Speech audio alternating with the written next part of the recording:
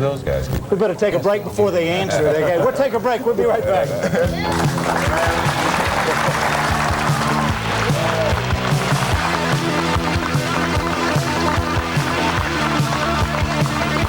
The Redskins trivia gift the Jazz pair. Do you feel when you play against someone that's a good defensive player, does that bring out the best in you? And if so, who in the league do you think brings out the best in you? I say the same thing every day. Usually the better the player that you go against, the better that you prepare during the week, and it sharpens your characteristics and your talents out there if you're playing against a great player. A player like Reggie White, I have to face him twice a year. But the good thing about it, they move him over the nose guard every once in a while, so the center gets a piece of him every once in a while. But a player like that, you really have to go study film and try to find a weakness on him, and it's very difficult to do that. So I go in and I watch an extra amount of film every week and practice a little bit harder, maybe run a little bit more during the week. You had these Raiders colors on, made me think of Howie Long. You two have had some legendary battles, haven't you? Me and Howie, we were like this. Yeah, hot dog and mustard. We're almost as close as Eric Dorsey from the Giants. Yes. Alvin, what happened on that last series of the game? You guys scared me. I don't know, we was playing like a safe type of defense, and that left everything underneath open. Had it all the way. Had it all the way. Just trying to make it exciting, huh? Yeah, we missed a couple of tackles. We should have had them down lots, earlier. But I don't know. It's just a safe defense. We got to get out of that. It's called a prevent defense. You prevent winning. Yes. What happened to the Redskins in the first half? Pretty good question. He'll be writing for the Post in about 15 years. Well, offensively, we didn't execute well. We put the defense in tough situations all the time, and the defense bailed us out. Instead of scoring touchdowns, they held them to field goals. We gave the Giants the ball in the first half, first and goal on the 8-yard line, and the defense held them to a field goal. So that's a tribute to Alvin and the guys on defense that kept them from getting 4 extra points that would have put us in a bigger bind on offense. We just didn't execute well offensively. In the second half, we finally got together and won. Yes. I'd like to ask May a question. You said it don't make any difference to you what quarterback is back there quarterback. Right. But by me as a fan looking at it, Jay seems to me goes 7, 8 yards back, with Doug only go 4, and he get better protection. It seems like y'all struggle more when he goes deeper in the pocket. You got to hold your block longer. So you sitting there saying that, but then when you get in trouble, what do you say to yourself when you go back to the bench?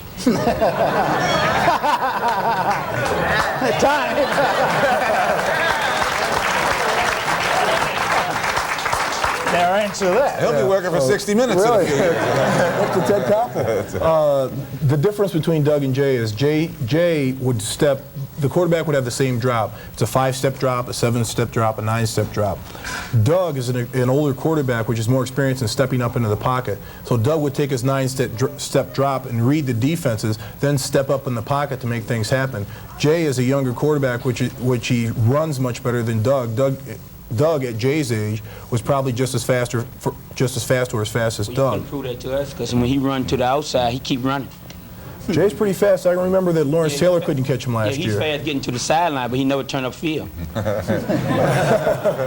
Next question, sir. I just wanted to ask Mark and Alvin, what's the overall mood of the team now that we're heading toward the end of the season and getting ready to go into the playoffs, even with this quarterback shakeup?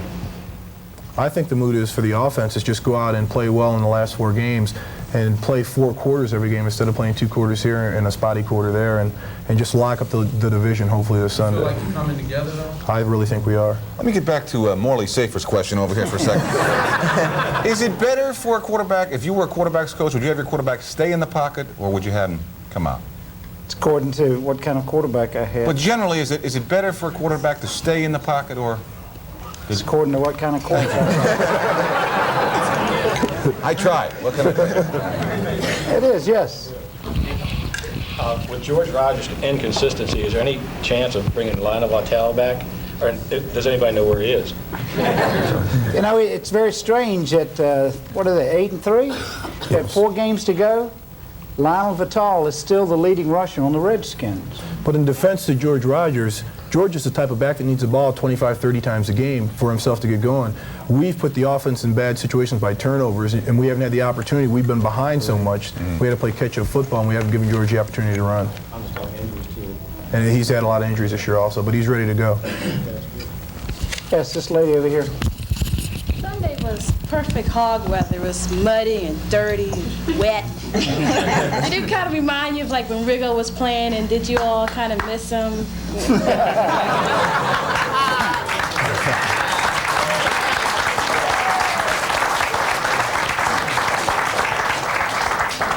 I will say it was hog weather out there. When the rain really started coming hard, I knew we were going to win the football game. As for missing John, I think that there were a few other things on my mind at the time. We got to take a break. We'll be right back.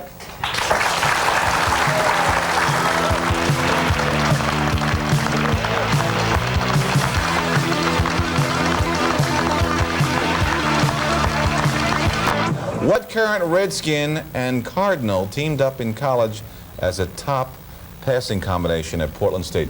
Geez, I wonder who that could be. Sonny, why don't you call on somebody? This could take hours. The lady right here.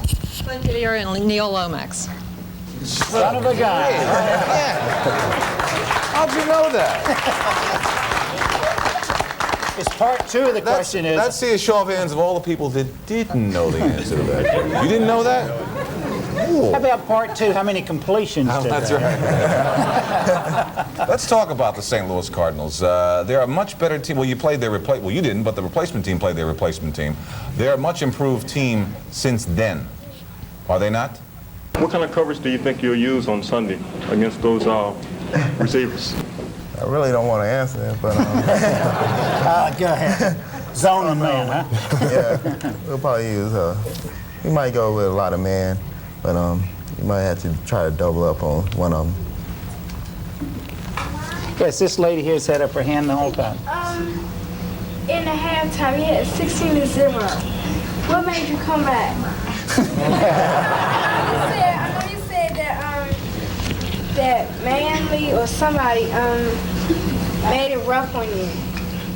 Did he get you fired up at halftime? Did anybody? No, that hot metal prod that Coach Gibbs had in the locker room trying to get us out. No, but Coach Gibbs, he had a few words to say to us at halftime, and it was more or less that, why don't you guys go out and win one for yourselves? You're getting embarrassed out there. Things aren't going right for us. I really believe we're going to turn it around. I really believe we're going to win. You know, when you look at Coach Gibbs on the sidelines, and I think you'd agree with, he's always under control, no matter how bad things are going. And I'm sitting there thinking, why doesn't he grab somebody and just choke them? Pick up a chair and throw it. When you're in the locker room, he comes in and he's very composed like this. Do you wish sometimes he'd just pick up a trash can and heave it? No. He isn't that Huh? It happened up in Philly, and you don't want to see that no more. Coach Gibbs got mad in Philly? He threw a trash? Well, come on, let's hear about it. What did he do? He threw a trash can, or what happened? Come on, it's over with. Huh? Go ahead. Oh, yeah, he came in and, we had like drinks and oranges set up on the table. We came and slapped all that off. I'm going to get you out of this. We're going to have We're out of time. We're out of time. Thank you and good luck for the rest of the season. Thank you all for being with us.